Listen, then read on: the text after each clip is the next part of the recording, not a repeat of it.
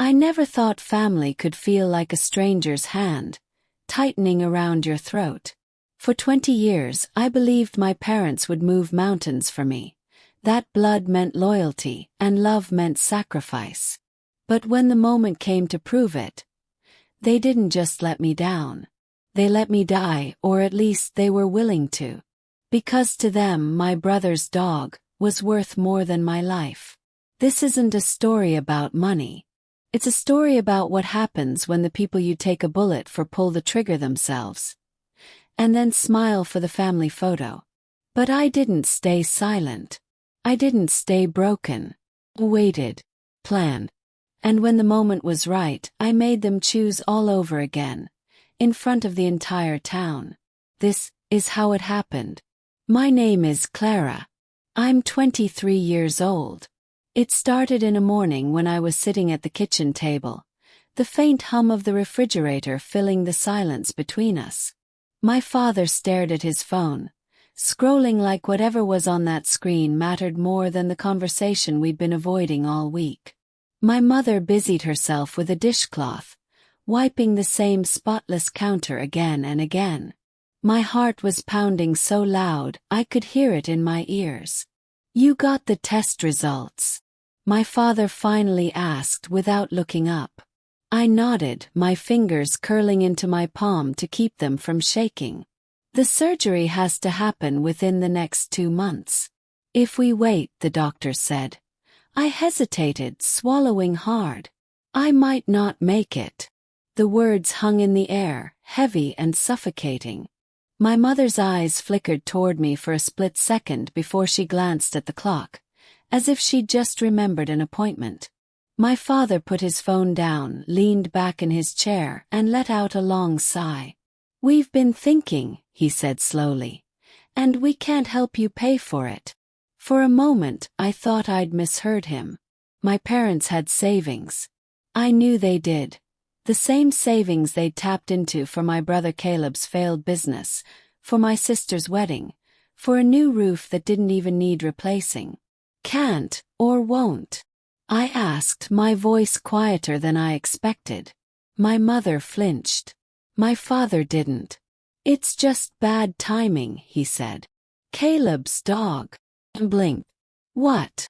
"Duke needs surgery too. A hip replacement. It's urgent." He said it as if we were discussing equal stakes, as if my life and a 10-year-old golden retriever's hip were sitting on the same scale. My stomach dropped. "You're choosing a dog over me?" "It's not like that," my mother said quickly, her tone clipped. "We can't afford both. Duke's part of the family. He's been with us through everything." I stared at them, my own parents, trying to understand how their definition of family somehow excluded me when I needed them the most. "You've had 23 years with me," I whispered. "You've had 10 with him." Caleb walked in right then, Duke limping beside him, tail wagging like he understood none of it. Caleb glanced at me, then at our parents, and smiled faintly. "So, it's settled." I looked from my parents to my brother, the room spinning. Settled. My life, my actual life, was something to be settled like a casual debate about what's for dinner. The blood in my veins felt hot, my pulse sharp in my throat. I pushed back my chair, the legs scraping loudly against the floor. "If this is your decision," I said, my voice trembling, "then you've just made another one you don't even realize yet." My father frowned. "What's that supposed to mean?" I didn't answer. I walked out of the kitchen, past Caleb, past Duke, past the life I thought I had, and straight into the part of myself I didn't even know existed, the one that knew how to wait, watch, and strike. And I had just decided they weren't going to see me beg again, because the next time they had to choose between me and their pride, it would destroy them. When you grow up thinking your family is unshakable, you don't look for the cracks. You learn to step over them without noticing. I used to believe my parents would move mountains for me. As a kid, I was the one who made the honor roll, who played second violin in the school orchestra, who never got in trouble. Caleb. Caleb was different. Trouble followed him like a shadow. Missing homework, speeding tickets, half-baked business schemes that always ended with him knocking on my parents' door for just a little help. They always gave it. I remember being 16, watching from my bedroom window as my dad co-signed the papers for Caleb's second car, after he'd totaled the first one. I remember my mother slipping Caleb cash when she thought I wasn't looking, whispering, "Don't tell your sister." At the time I told myself it was just how they showed love. Caleb was their golden boy, their free spirit. I was the reliable one. I didn't need the extra attention. I told myself it didn't bother me. But it did. I still remember the first time I actually asked them for something big. I'd been accepted to an art program in Boston the summer before college. Tuition was high, but it came with an internship that could have set me up for life. I sat them down, nervous but hopeful, and explained everything. Dad didn't even let me finish before shaking his head. "We just can't swing it right now. Caleb's got that new landscaping business, and I didn't need to hear the rest.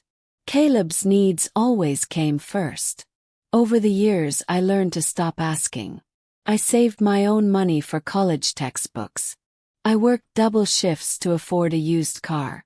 I picked up second jobs, skipped vacations, told myself independence was a badge of honor. But somewhere deep down I still believed that if something truly serious happened, if I were ever on the edge, they'd be there. That belief lasted right up until the day I heard the words, "Duke needs surgery too."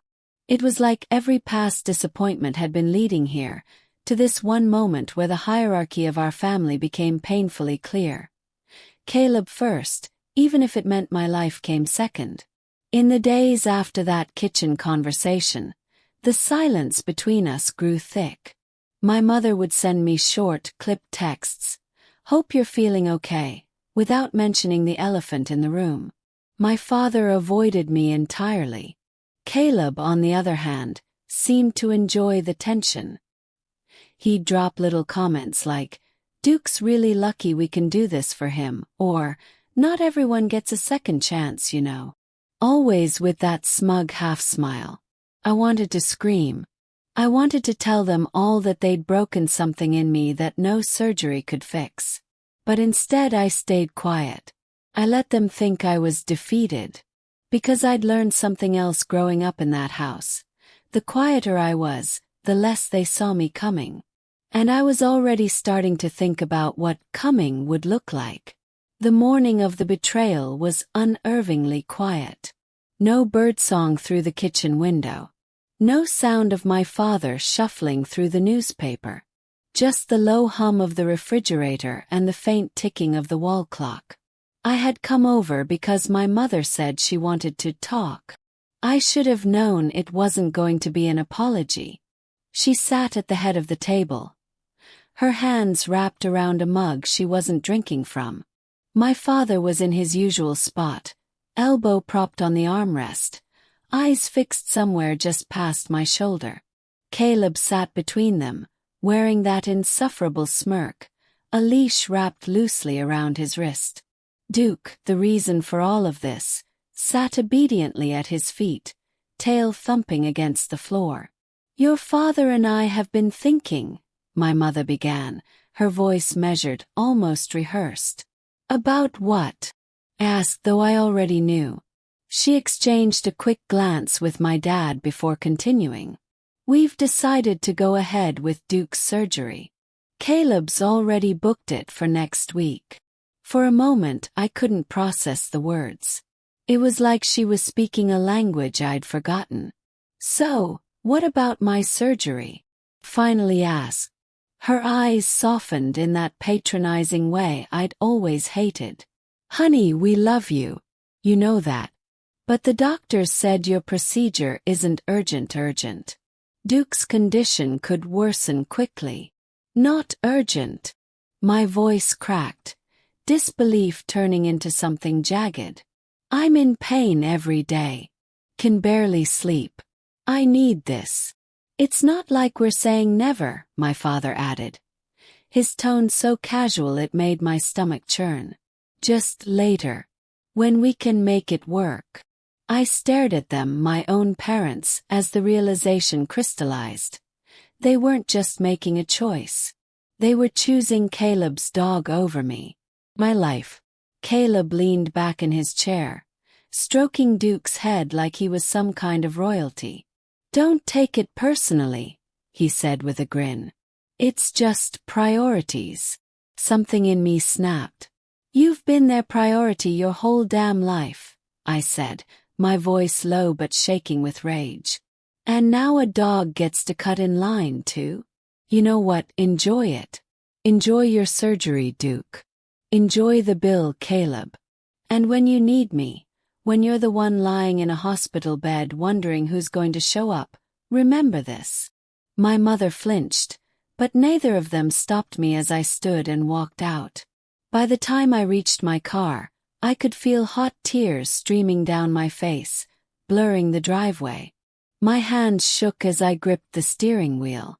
The pain in my chest wasn't just physical anymore. It was something deeper, something that had been building for years.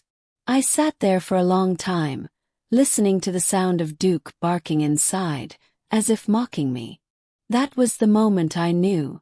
They'd chosen their side. And I'd choose mine. But before I could plan my revenge, I needed to survive without them. And that was going to be harder than I thought. The first week after that kitchen table betrayal was the hardest. I'd wake up in the middle of the night, clutching my side where the pain pulsed like a reminder of how much they didn't care. Every instinct in me wanted to call them, scream at them, beg them to change their minds. But I refused to give them the satisfaction of seeing me desperate. They'd already taken my dignity once. I wasn't going to hand them the rest of it. Instead, I sat at my small dining table night after night, a notebook open, pen in hand, scribbling ideas. Most of them were angry, childish even. Things like send Duke's surgery bill to the news, or crash Caleb's dog fundraiser with the truth. But beneath the mess of rage, a plan began to take shape. It started with one thought. If they were willing to gamble with my life for the sake of pride and appearances, I'd put them in a situation where those two things couldn't coexist. I began collecting receipts, not the kind you get from a store, but proof. Emails where they promised to help me when the time came. Voicemails from my mom telling me she wouldn't let me suffer. A handwritten card from my dad dated just a year ago, where he called me his brave fighter and said I could count on them always. Each piece of evidence went into a thick manila folder I labeled choice. Then I started laying groundwork. I reconnected with old friends in town, people my parents still liked to impress, and casually dropped hints about my condition, about how things were on hold while they took care of other priorities. I didn't name the dog yet. I didn't have to. People's imaginations did half the work. Meanwhile, I booked my own consultation with a surgeon, using a small medical grant I'd found through a patient advocacy group. The surgery date was tentative, 6 months away, but that was fine. I needed time for my plan to simmer. One night, as I sat on my couch with a file in my lap, I thought about going small. Private confrontation. Letter. But every time I pictured my mother's face, that soft, condescending pity, I felt the same heat rising in my chest. Well, this wasn't going to be quiet. They needed to feel it. So I decided, when the moment came, I would force them to make their choice again. But this time, it wouldn't be in their kitchen with Caleb smirking on the side. This time the whole town would be watching. And once that seed of an idea took root, I couldn't stop nurturing it. I started mapping out the day in my head, where it would happen, who would be there, how to time it so there was no easy escape. I didn't know yet exactly how it would play out, but I knew one thing for certain. When they looked at me that day, they wouldn't see the quiet, obedient child they raised. They'd see the storm they created. 6 months later, the spring air in town carried that restless energy, a mix of thawed earth, blooming lilacs, and gossip. By then, my plan had been stitched together like a quilt, every piece deliberate, every seam strong enough to hold under pressure. The setting was the annual Maplewood Community Banquet. My parents never missed it. They sat front and center every year, basking in handshakes and compliments about their charity work and family values. And this year they were listed as keynote speakers. Perfect. I arrived early, wearing a navy dress that skimmed the floor and made me look healthier than I felt. My folder, the one labeled choice, sat inside my tote bag like a loaded weapon. The banquet hall was a swirl of linen tablecloths, the clink of silverware, and the scent of roast beef. Local business owners, old neighbors, even the pastor were in attendance. I could see Caleb across the room, his hand resting on Duke's head as the dog lay curled on a plush blanket in the corner. That detail alone, the dog inside a catered event, almost derailed my composure. But I held steady. The speeches began. My father talked about loyalty and sacrifice like he'd invented the words. My mother smiled at him as if he were reading her vows. When they finished, polite applause filled the room. That's when I stood. I didn't walk to the stage. I glided, every step deliberate, my heels tapping against the polished floor. Conversations hushed. All eyes turned toward me. "I have a question," I began, my voice steady but carrying. "For the two people who taught me what family was supposed to mean." My mother's smile faltered. My father's brow furrowed. I set my tote bag on the podium, unzipped it, and pulled out the folder. The sound of paper sliding free was louder than I expected. I laid out the evidence, one piece at a time. The email promising to help me, no matter the cost. The voicemail where my mother swore she wouldn't let me suffer. The card from my father calling me his brave fighter. 6 months ago, I continued, I needed life-saving surgery. They told me there wasn't enough money. They told me we all had to make hard choices. And then, I turned toward Caleb. They spent that money on my brother's dog. Gasps rippled through the room.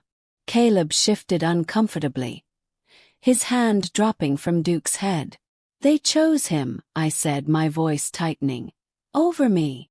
I let the silence stretch. My parents stared back at me, pale and rigid.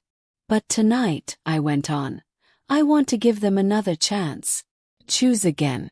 This time between me and their pride." I reached into my bag and pulled out a single sheet of paper.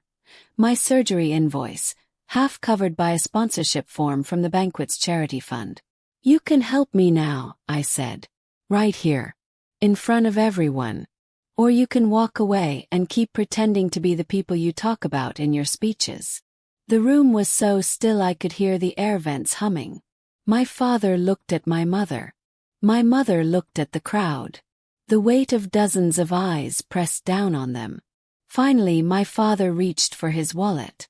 I didn't smile. I didn't thank him. I just slid the check into my folder, nodded once, and walked away. I didn't stay for dessert. I didn't need to. The satisfaction wasn't in the money. It was in the way they avoided me for the rest of the night. In the whispers that followed them out of the banquet hall. In knowing that the image they'd spent years crafting had cracked wide open. They'd made their choice. The first time it almost killed me. The second time it set me free. People think revenge is about rage.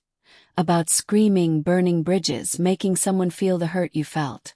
But the truth, the real power is in control. I didn't raise my voice that night at the banquet. I didn't throw a drink or storm out or cry in the parking lot. I just stood there, holding their lies in one hand and the truth in the other, and gave them nowhere to run. They wrote the first chapter of this betrayal when they chose a dog over my life. I wrote the last one when I made them choose between saving face or saving me. And in that choice, in that one moment, I stopped being their victim. I became the author of my own ending. And trust me, I made it unforgettable. If this story stirred something in you, it's because you felt it too. The pain, the fight, the moment you decide you've had enough. Hit the like, subscribe button and turn on the notification bell so you never miss the next one. I always share life stories of betrayal, resilience, and powerful comebacks every day, and I promise, you'll feel every word.